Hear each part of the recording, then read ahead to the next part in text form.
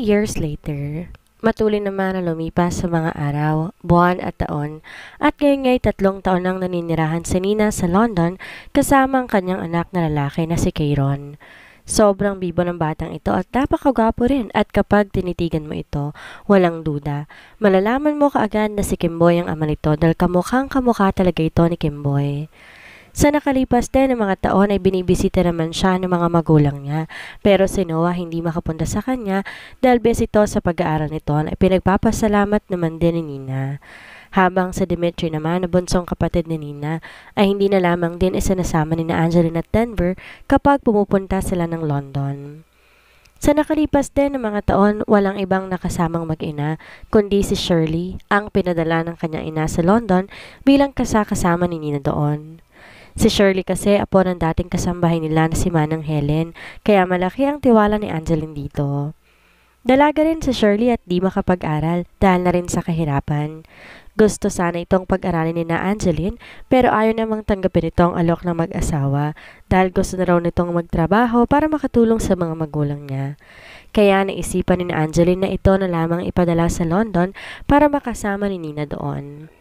Si Shirley ang naging tagapag-alaga kay Kieron dahil sanay naman to na mag-alaga ng bata dahil ito ang panganay sa kanilang 5 magkakapatid at halos lahat ng kapatid niya inalagaan niya rin talaga.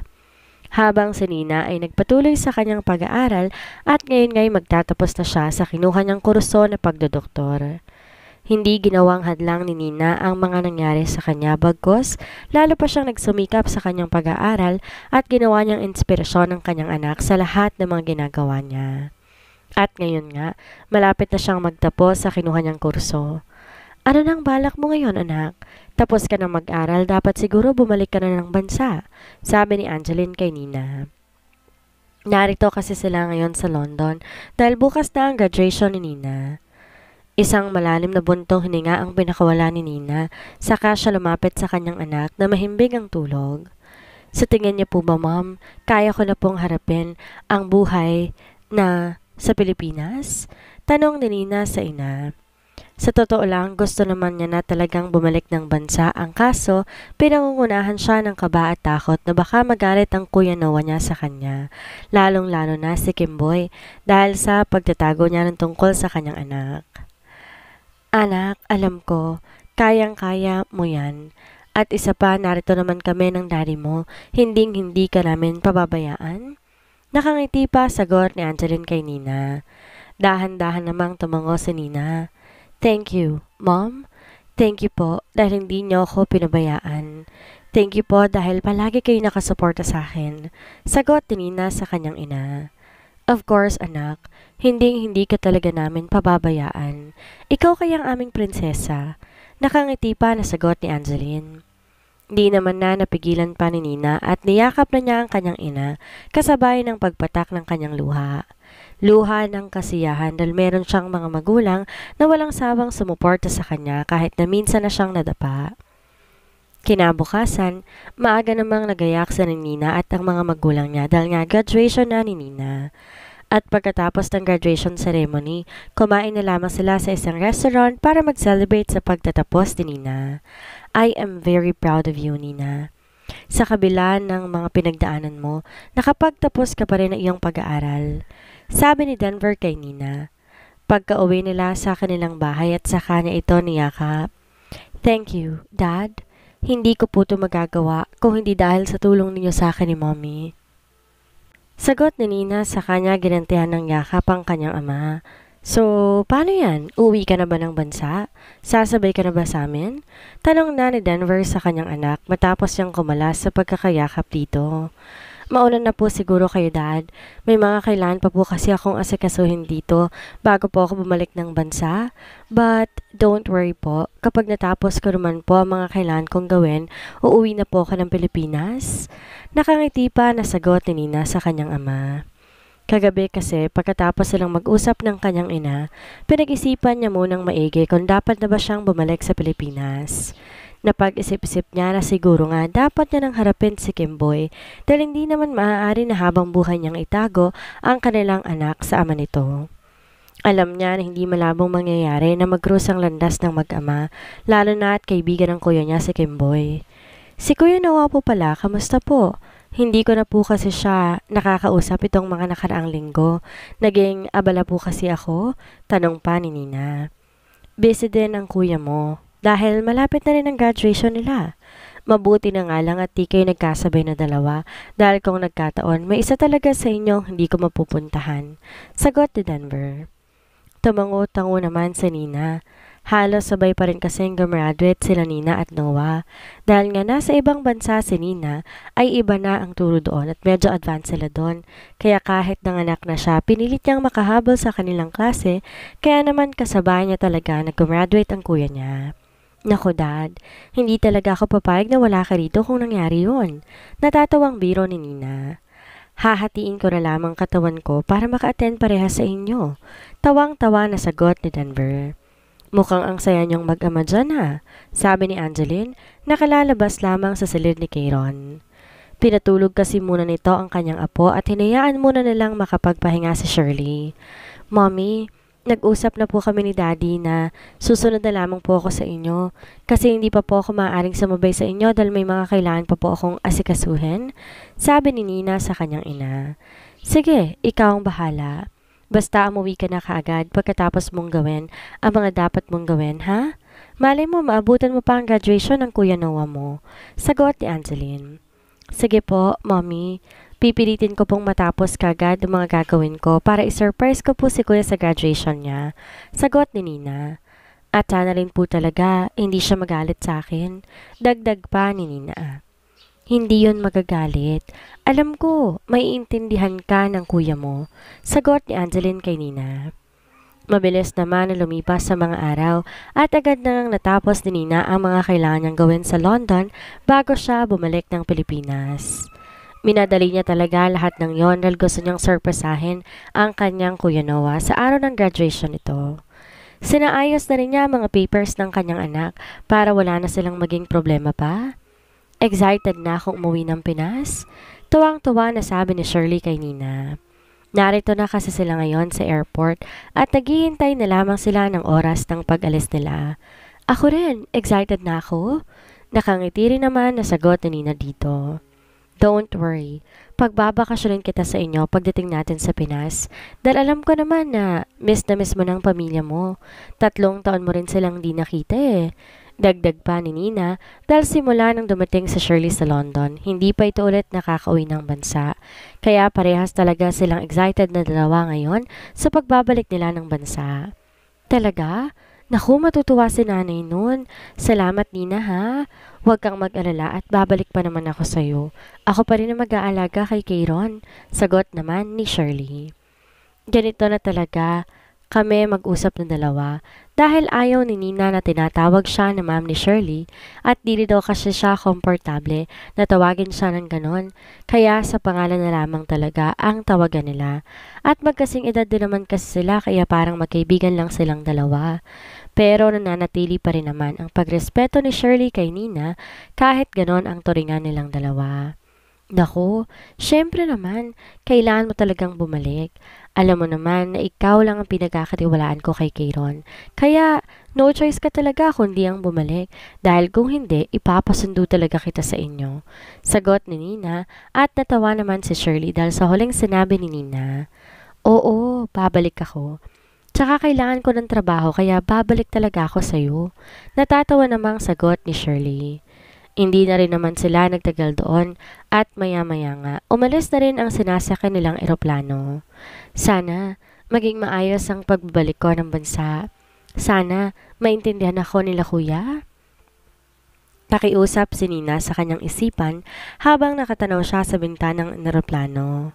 Sa mansyon naman nila Angeline at Denver, maaga silang nag-intindi ng kanilang mga sarili dahil graduation nga ngayon ni Noah. Pinaghalong saya at lungkot naman ang nararamdaman ngayon ni Noah. Masaya siya dahil sa wakas makakapagtapos na siya ng pag-aaral at malungkot din siya dahil hindi niya kasama ngayon sa importanteng araw ng buhay niya ang kanyang kambal. Miss na nga niya ito, pero hindi naman niya ito mapuntahan sa London dahil palagi siyang busy sa kanyang pag-aaral. Kapag kasi bakasyon nila ay marami pa rin siyang kailangan gawin, kaya wala talaga siyang time para puntahan si Nina at nakontento na lamang talaga siya sa pagtawag dito. Oh, bakit malungkot ka yata anak? Dapat masaya ka ngayon dahil magtatapos ka na. Sabi ni Angeline kay Noah nang mapansin niyang malungkot tong nakatingin sa salamin habang inaayos ang suot nitong damit. Isang malalim na buntong hininga naman ang pinakawala ni Noah. Mas masaya po sana kasi kung narito din po ang kakambal ko at sabay kaming magtatapos ng pag-aaral. Malungkot na sagot ni Noah sa kanyang ina. Sabay naman kayong nagtapos ha, yun nga lang nasa ibang bansa siya, sagot ni Angeline. Mas okay po sana kung dito rin siya nagtapos kasabay ko, sagot ni Noah. Bakit di mo na lang siya tawagan para naman di ka malungkot siyan? Alam ko masaya ang kapatid mo dahil parehas na kayo nakatapos ng pag-aaral, sagot ni Angeline. Sa kanya nilapitan si Noah para ayusin ang damit nito. Tinatawagan ko po siya kanina pero hindi ko po siya makontakt. Busy po yata siya ngayon eh. Malungkot pa rin ang sagot ni Noah dahil pagkagising pa lamang niya kanina hindi niya na makontakt si Nina. Baka nga busy ang iyong kakambal. Hayaan mo't baka mamaya tatawagan ka siguro nun dahil alam niya na ngayon ang graduation mo. Pagpapalakas na lamang ng loob ni Angeline kay Noah dahil kitang-kita niya na malungkot talaga ito ngayon dahil matamlay ito. Hindi kasi nila sinabi kay Noah na pauwi na si Nina ng bansa at talagang sinadya nito na umuwi ngayong araw na graduation ng Kuya Noah niya dahil gusto niya itong sorpresahin. Alam din ni Angeline na nasa biyahe pa kanina sila Nina at ang anak nito pabalik ng bansa kaya hindi ito makontak ni Noah at baka nga sa mga oras na ito nakalapag na sa bansa ang sinasakyan nitong eroplano. May inutusan na lang din silang tao para sunduin sila Nina. Dahil hindi naman pwede na sila ang magsundo dito dahil a-attend pa nga sila ng graduation ni Noah. Excited na siya sa pagbabalik ng bansa ni Nina dahil matagal na nila itong kinukulit na umuwi na lamang ng bansa at dito na ipagpatuloy ang pag-aaral. Pero ayaw nito dahil gusto nito na doon na siya makapagtapos. Dahil ilang taon na din naman yon kaya hinayaan na lamang niya. O siya, tara na at baka malate pa tayo. Pababa na rin naman ang daddy mo eh. Pag-aayana ni Angeline dahil ayaw naman niya na malate pa sila. Tumango lang naman si Noah at nauna na siyang maglakad sa kanyang ina papunta sa kanilang sasakyan. At maya-maya sumunod na rin naman ang daddy niya kaya umalis na rin sila ng kanilang bahay at agad na nagtungo sa lugar kung saan idaraos ang kanilang graduation. Plano na rin nila na pagkatapos ng graduation ni Noah ay mag-celebrate sila sa isang restaurant pero ayaw pumayag ni Noah. Kaya naman, nagpahanda na lamang si Angeline sa kanilang bahay at doon na lamang sila magse-celebrate. Total, parating na rin naman si Nina at doon na lang nila to padiretsohin sa kanilang mansyon. Pagkarating ni Nalina sa kanilang mansyon, agad na silang sanilubong ng kanilang mga kasambahay at kita pa niya ang gulat sa mukha ng mga ito na makita na meron siyang dalang bata. Sila na lamang kasing mag-ina ang dumiretso sa kanilang mansyon dahil si Shirley ay pinayagan na niyang umuwi at dumiretso na sa pamilya nito. Naabutan pa nga ni Nina na nag-aayos sa kanilang garden dahil tinawag na rin naman sa kanya ng mommy niya na doon na lang sila magse-celebrate sa kanilang mansyon dahil ayaw pumayag ni Noah na mag-celebrate sila sa ibang lugar. Wala pa po ba sila mommy? Tanong ni Nina sa isa sa mga kasambahay nila. Wala pa po ma'am, sagot nito. Welcome back po pala ma'am Nina. Nakangiti pa ang sabi nito kay Nina. Salamat. Nakangiti rin naman na sagot ni Nina dito, sa kanya ginala ang paningan niya sa loob ng mansyon at napapangiti na lamang siya dahil halos wala namang pinagbago dito. Simula nang umalis siya 3 taon na ang nakakaraan. Agad naman na dumiretso si Nina sa kanyang dating silid at doon na rin niya pinadala lahat ng mga bagahe nila. Sinabihan din niya ang kanilang mga kasambahay na huwag maingay dahil isosorpresa niya ang kanyang Kuya Noah ngayon. At agad naman na sumang-ayon ang mga ito. Katukin mo na lamang ako dito sa aking silid kapag dumating na sila mommy ha? Patulugin mo muna ang mga anak ko. Bilin pa ni Nina sa kasambahay nila. Opo ma'am, sagot naman ito bago tuloy ang lumabas ng silid ni Nina. Nang mapag-isa na si Nina ay nilapag na niya ang kanyang anak sa kanyang kama. Napapangiti na lamang siya dahil ganon pa rin ang kanyang dating silid at halata mo na alaga talaga ito sa linis. Baby, sleep ka muna ha. Later, nandito na sina Momila at Daddy Lomo. Kausap ni Nina sa kanyang cute na anak. Dahan-dahan din siyang naglakad papunta sa pinto at agad niya na yung binuksan. Ay Ma'am Nina, nandyan na po pala sila Ma'am Angeline, kasama ng kapatid niyo po at ng daddy niyo po. Pagbabalita pa ng kasambahay kay Nina. Sige po, salamat po, sagot ni Nina. May iba pa po ba silang bisita sa baba? Tanong pa niya dahil nag-aalala siya na baka kasama ng kuya niya ang mga kaibigan niya at hindi pa siya handa na makita niya si Kimboy. Nandyan po ang lolo't lola ninyo, pati na rin po si Nanay Lydia at si Ma'am Beatrice, sagot ng kasambahay. Ganun po ba? Pwede ko po bang pabantayin saglit ang anak ko sa'yo? Tulog pa po kasi ayoko namang maistorbo ang tulog niya. Tanong pa ni Nina dahil mahimbing pa talagang natutulog ang anak niya at hindi niya naman ito po pwedeng iwanan mag-isa doon. Dahil baka biglang magising ito at mag-iiyak. Sige po ma'am. Agad naman nasagot ng kasambahay nila kaya agad niya itong pinapasok sa loob ng silid. Saglit namang pumunta ng CR si Nina para maghilamos at mag-ayos siya ng kaunti dahil ayaw niyang humarap sa kuya Noah niya na mukhang bagong gising. Pagkatapos na mag-ayos ng sarili ay nagpalit naman siya ng damit. Nag-t-shirt na lamang din siya at nagsuot ng pants. Pagkatapos mag-asikaso ng sarili ay excited naman na siyang lumabas ng kanyang silid para sorpresahin ang kanyang kakambal. Na-miss na niya talaga.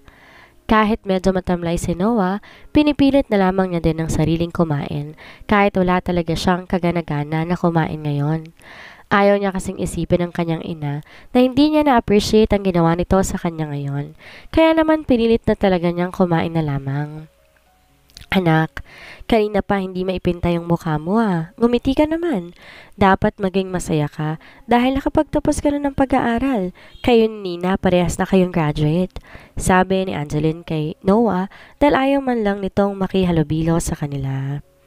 Napabuntong hininga naman si Noah dahil sa kanina pa naman niya talaga pinipilit ang kanyang sarili na maging masaya pero bigla niyang naisip ang kakambal niya na sana sabay silang gagraduate ngayong araw na ito. Sana magkasama silang mag-celebrate ng kanilang pagtatapos. Sorry mom, masaya naman po ako dahil nakapagtapos na po ako. Matutulungan ko na po si daddy pero namimiss ko na po kasi talaga si Nina. Sagot ni Noah. Kailan po ba siya babalik ng bansa? 'Di ba tapos na rin naman po siyang mag-aral doon? Bakit di pa siya bumabalik dito? Sunod-sunod pa na tanong ni Noah sa kanyang ina. Napangiti naman si Angeline dahil sa mga sinabi ni Noah dahil halata mo talaga sa mukha ni Noah na namimiss na ito ng kanyang kakambal. Kanina pa rin talaga ito nananahimik at kahit ang mga kaibigan nito kanina, saglit lamang nitong kinausap. At hindi rin to sumasama sa mga ito para mag-celebrate. Miss mo na ba talaga si Nina? Nakangiti pang tanong ni Angeline kay Kimboy. Napansin naman ni Angeline ang pagbaba ni Nina mula sa hagdan at naglakad na ito papalabas ng garden kung saan sila at hindi to nakikita ni Noah dahil nakatalikod to sa gawing iyon. Yes mom, sobrang miss ko na ang kakambal ko. Nasanay po kasi ako na palagi ko siyang kasama at ngayon lang po kami nagkahiwalay ng ganito katagal. Maluha-luha naman na sagot ni Noah sa kanyang ina. Kukulitin pa sana ni Noah ang kanyang ina pero hindi niya na naituloy pa ang kanyang sasabihin na may biglang nagsalita at kilalang kilala niya ang boses nito. Ako rin, miss na rin kita, kuya. Congrats, Kuya Noah. Biglang sabi ni Nina nang makalabas siya sa kanilang garden. At lahat ng naroon napatingin sa gawi niya at kitang-kita mo sa mukha ng mga naroon ang gulat at tuwa na muli siyang makita. At dahil nga nasa may likuran ni Noah ang nagsalita, dahan-dahan na siyang humarap doon at nakita niya ang ngiting-ngiting mukha ng kanyang kakambal. Kaya naman ililang hakbang niya lamang ang pagitan nilang dalawa at agad na niyakap ni Noah ang kanyang kakambal na si Nina. Namiss kita, Nina. Miss na kita?" Umiiyak na sabi ni Noah habang yakap-yakap niya na mahigpit si Nina. Ginantihan din naman ni Nina ng yakap ang kanyang kakambal. "Ako rin kuya, na-miss din kita ng sobra-sobra." Umiiyak din namang sagot ni Nina sa kanyang kapatid. Ilang saglit pa silang nanatili sa ganong posisyon at lahat ng mga naroroon ay nakangiti at naluluhang nakatingin sa muling pagkikita ng kambal. Dahan-dahan naman nang bumitaw si Nina sa pagkakayakap niya sa kanyang kuya at nang maramdaman din to ni Noah, unti-unti rin niyang nilawagan ang pagkakayakap niya rito. "Nasurpresa ba kita, kuya?" Nakangiti pang tanong ni Nina habang nagpupuna siya ng kanyang luha. "Oo naman, at sobrang napasaya mo ako ngayong araw dahil nagbalik ka na ng bansa. Sobrang namiss kita, Nina. Pasensya ka na kung di kita mabisita doon, ha? Pero ngayon pa lang, Nina, sinasabihan na kita, hindi ka na maaaring bumalik pa doon. Pwedeng-pwede ka naman nang magtrabaho dito sa bansa at di mo na kailangan pang bumalik ng London." Mahabang sagot naman ni Noah. Natatawa naman sa Nina dahil sa sinabi ng kanyang kuya dahil mukhang hindi na talaga siya nito papayagan pa na umalis ng bansa. "Oo kuya, wala na rin naman akong balak pang umalis ng bansa. Tsaka sobrang namiss din kita kuya no, kayong lahat namiss ko kayo." Sagot ni Nina dito, tsaka siya muling yumakap sa bewang ng kanyang kuya na madalas niyang gawin noon. "Congrats sa'yo kuya, finally graduate ka na rin?" Dagdag pa niya. "Congrats din sa'yo, finally, isa ka ng ganap na doktor." Sagot naman ni Noah at sa kanya hinalikan sa noo ang kanyang kakambal. "Welcome back, Nina." Bati naman ni Angeline kay Nina, sa kanya to nilapitan at niyakap na rin. "Welcome home, my princess." Sabi naman ni Denver, saka siya lumapit na rin sa mga ito. "Ate Nina!" Sigaw ni Dimitri dahil nasa may pool area ito kasama ng anak ni Beatrice at di niya kagad napansin ang paglapit ni Nina. Dali-dali naman itong lumapit kay Nina at agad na tong yumakap dito kahit basang-basa pa ito. "Namiss kita, Ate Nina," sabi ni Dimitri habang yakap-yakap niya si Nina. "Dimitri, basa na ako," sabi na lamang ni Nina dahil totoong basa na siya dahil sa biglaang pagyakap sa kanya ni Dimitri na kaaahon lang sa pool. Hinayaan na lamang din to ni Nina, lalo na nang maramdaman niya na umiiyak to habang yakap-yakap siya. Nang bumitaw na si Dimitri sa pagkakayakap sa kanya, pinabalik na lamang niya to sa pool at isa-isa na ring naglapitan kay Nina ang mga bisita nila na naroon. Simpleng salo-salo lamang ang inihanda ni na Angeline at Denver, pero ang simpleng iyon bongga na talaga dahil sa dami ng pagkain. Dahil double celebration sila ngayon, ang graduation ni Noah at ang pagbabalik ng bansa ni Nina. Una nang lumapit kay Nina ang lolo at lolo nila. Sumunod sila Nanay Lydia at si Sofia at present din syempre doon ang best friend ng magulang nila na sila Beatrice at Liam, kasama ng dalawa pa nitong maliliit pang mga anak.